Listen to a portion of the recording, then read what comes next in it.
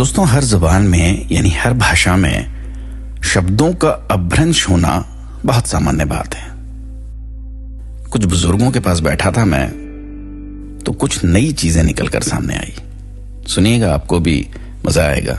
बड़ी दिलचस्प चीजें हैं। एक मुहावरा है, देखिए आपने सुना होगा, अल्लाह मेहरबान तो गधा पहलवान। अब सवाल उठता है कि पहलवानी से गधे का क्या ताल्लुक?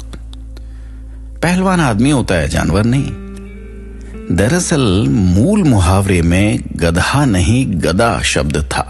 गदा, फारसी में गदा का अर्थ होता है भिखारी, अर्थात यदि अल्लाह मेहरबानी करे तो कमजोर भिखारी भी ताकतवर हो सकता है। हिंदी में गधा शब्द दूसरे अर्थ में प्रचलित है। आम लोग फारसी के गदा शब्द से परिचित नहीं थे। गधा प्रत्यक्ष था, इसलिए गदा के बदले गधा प्रचलित हो गया। इसी तरह एक और मुहावरा है, अकल बड़ी या भैंस। अब अकल से भैंस का क्या रिश्ता? दरअसल इस मुहावरे में भैंस नहीं, वयस शब्द था। वयस शब्द का अर्थ होता है उम्र। मुहावरे का अर्थ था अकल बड़ी या उम्र।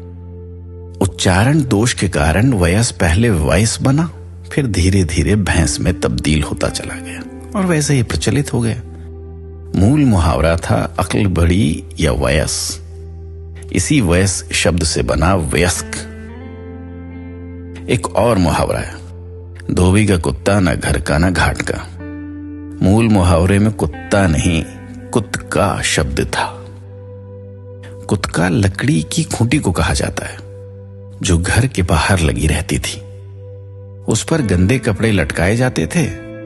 धोबी उस कुत्के से गंदे कपड़े उठाकर घाट पर ले जाता और कपड़े धोने के बाद धुले कपड़े उसी कुत्के पर टांग कर चला आता। इसलिए ये कहावत बनी थी कि धोबी का कुत्का न घर का न घाट का। कालक्रम में कुत्के का प्रयोग तो बंद हो गया। लोग इस शब्द को ही भूल गए और कुत्का कुत्ते में बदल गया और लोग कहने लगे, धोबी का कुत्ता न घर का न घाट का। जबकि बेचारा कुत्ता धोबी के साथ घर में भी रहता है और घाट में भी रहता है ना? कमाल की